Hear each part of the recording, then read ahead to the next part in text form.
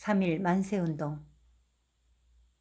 3.1운동이 일어났다는 소식이 함창면에도 전해졌다.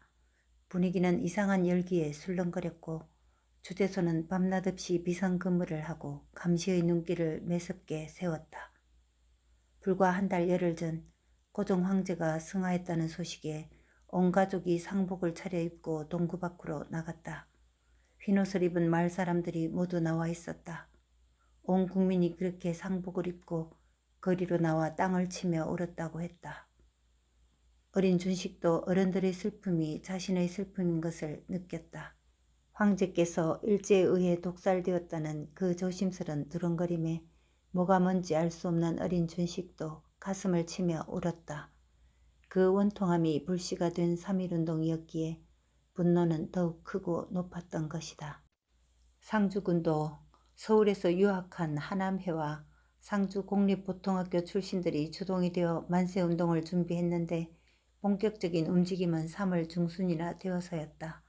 많은 사람들이 모여도 의심을 덜 받을 수 있는 장날에 상주시장에서 하는 것으로 결정하였다. 업문을 깨친 지역청장년들이 비밀리에 연락을 주고받으며 만세 모임에 협조하고 있었다. 함창면에서는 준식의 아버지 김성모와 최경철, 박인권 등 같은 서당 출신들이 함창, 이안, 태봉, 신안 등지로 사발통문을 돌려 만세운동 참여를 독려하였다. 3월 23일 이른 아침 김성모는 가슴에 태극기를 품고 하얀 두루마기 차림으로 집을 나섰다. 의심을 받지 않기 위해 모여서 가지 않고 각자 출발하였다.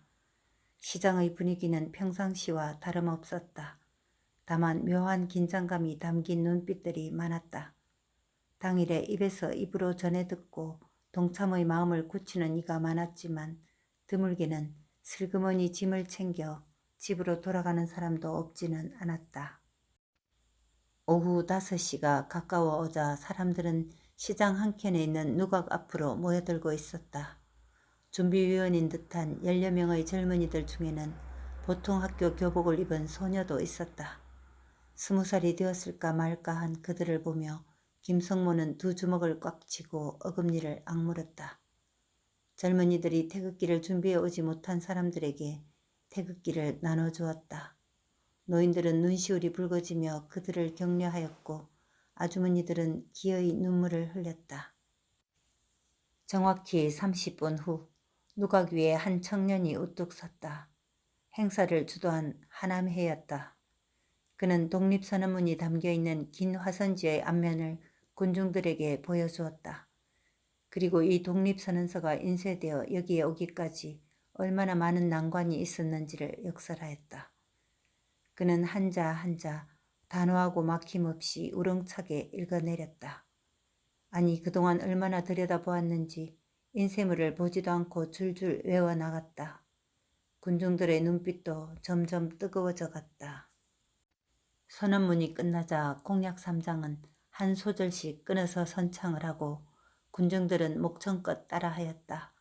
시장통 안의 일본인 가게들은 놀라서 문을 걸어 잠그기도 했다. 차마 목이 메어 외치지도 못하고 뺨 위로 눈물만 줄줄 흘리는 사람들도 있었다. 또 일부 노인들은 말을 알아듣지 못해서 그저 눈시울만 붉히고 갸륵한 젊은이들을 바라만 보고 있었다. 마지막으로 독립선언서에 도장을 찍은 독립운동가들의 이름이 한 명 한 명 불리워졌다. 그리고 드디어 하남회는 결기에 찬 주먹을 부르짖고 만세삼창을 했다. 이어 거기에 있던 모든 사람들이 태극기를 높이 들며 따라 외쳤다. 공약 3장을 외칠 때보다 훨씬 더 크고 우렁찬 소리였다. 이어서 어디선가 소리를 지르며 달려온 헌병들의 모습이 나타났다. 그들 중 한 명이 하남회의 두루마기를 움켜쥐고 끌어내려 바닥에 내동댕이 치고 군홧발로 짓밟았다. 그러자 놀란 사람들은 웅성거렸고 여자들은 울부짖기도 했다. 그때 상복을 입은 한 청년이 하남회가 섰던 자리로 올라가 외쳤다. 저는 내서면에서 온 성혜식입니다. 배운 바도 없고 미천한 사람이지만 조선 독립을 위해 만세를 부르겠습니다. 여러분, 독립만세를 부릅시다. 그리고 큰 소리로 만세를 불렀다. 헌병은 성혜식의 뺨을 때리고 발로 걷어서 넘어뜨렸다. 어디선가 더 많은 수의 헌병들이 나타났고 허공에 대고 몇 발의 총을 쏘았다. 사람들은 혼비백산했고 이리저리 흩어지는데 헌병들은 닥치는 대로 곤봉을 휘둘러 댔다. 20날이 넘도록 치밀하게 준비했던 만세운동 모임이 그렇게 순식간에 끝나고 만 것이었다. 김성모는 머리를 맞고 쓰러졌고 헌병은 그를 마구 짓밟고 때렸다. 물론 그만이 아니라 많은 사람들이 그렇게 쓰러져 짓밟혔다. 그리고 헌병들은 만세운동을 주도했던 청년들을 모두 굴비 엮어서 발로 차며 곤봉으로 때리며 끌고 갔다. 김성모도 그날 집으로 돌아오지 못했다. 닥치는 대로 유치장에 집어넣어 좁아진 공간은 다리를 뻗기도 힘들 정도였다. 다행이라면 500여 명 중 끌려온 사람은 30명 남짓하다는 것이었다. 상처가 난 머리는 누군가가 두루마기를 찢어 흐르는 피를 수습해 놓았지만 정작 심하게 다친 곳은 팔다리였다. 그러나 비단 그만의 경우는 아니었다. 거기에 성한 사람은 아무도 없었다. 육체의 고통보다도 더 견딜 수 없었던 것은 경찰서 어딘가에서 고문을 당하는 청년들의 신음소리를 들어야 한다는 것이었다. 울분을 주체할 수 없었던 김성모는 자신도 모르게 목청껏 소리를 질러대고 말았다. 대한독립 만세! 대한독립 만세! 곧 어떤 새끼야! 하고 소리를 지르며 헌병이 달려오는 구두발 소리가 들렸다. 그 순간 누군가가 또 대한독립 만세를 외쳤다.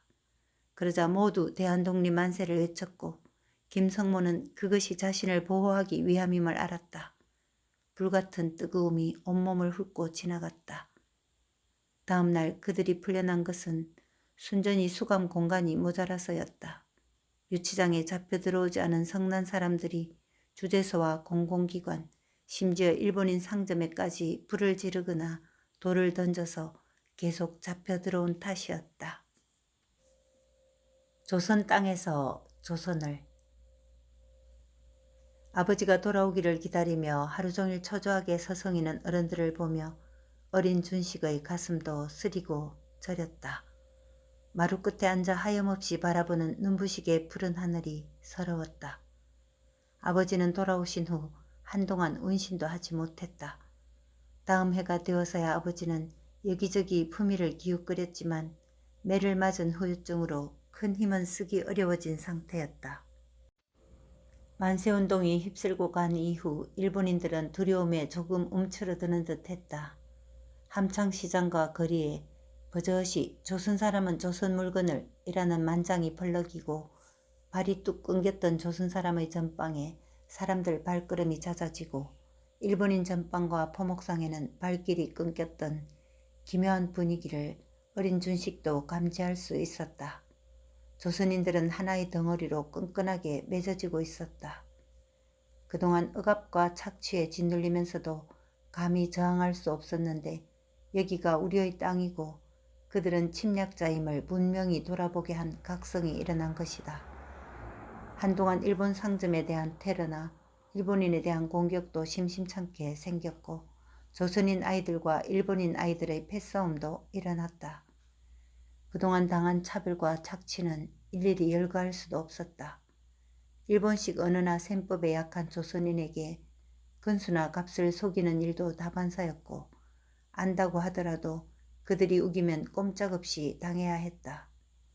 춘궁기에 굶어 죽지 않으려고 집안의 귀물을 전당포에 잡혔다가 돈을 들고 가도 돌려받지 못하는 기가 막힌 일도 있었다.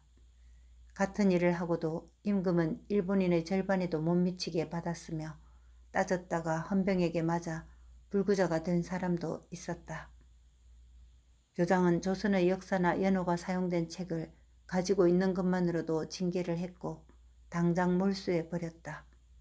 또 일본인 학교 아이들은 동원하지 않는 굳은 일에 함창공립학교 아이들은 수시로 동원되었다. 가끔 두 학교가 함께하는 행사에서는 자리 배치며 상장 수여에도 내놓고 차별을 했다. 그 모든 억압이 분노로 터져나온 것이다. 이 거대한 물결은 전국적인 움직임이었으므로 총독부로서도 그냥 무시하고 위기만 모면할 일은 아니었다. 그래서 앞으로 조선 땅에서 자신들의 위치를 공고히 할 대책을 마련해야 했다. 그들이 내린 결론은 조선인은 누를수록 더 단단해지는 독종들이란 것이었다. 그래서 주재소의 일본인 헌병수를 줄이고 조선인 중에서도 친일 성향을 가진 사람을 더 발굴해서 순사 자리에 앉히는 등 가시적인 변화를 주고자 했다. 그러나 사실 그들은 한 걸음 물러선 것이 아니었다. 조선인의 단결을 회박놓을 엄험한 꾀를 짜내고 있었다. 일자리를 매개로 회유를 하거나 분열을 책동하는 등 민심을 교란시켰고 조선인 순사들에게는 승진을 미끼로 친일을 더욱 부채질했다. 그 맛에 조선인 순사들이 일본인 순사보다 더 악질로 변질되기도 했다. 학교에서도 일본어 시간이나 일본 역사를 가르치는 시간은 점점 늘었고 조선인 선생들에 대한 감시는 심해졌다. 학교 운동장 둘레에는 일본에서 공수해 온 측백나무 울타리도 생겼다. 그들의 측백나무가 뿌리 내리는 것처럼 그들은 점점 더 깊이 제국주의의 뿌리를 내리고 있었다.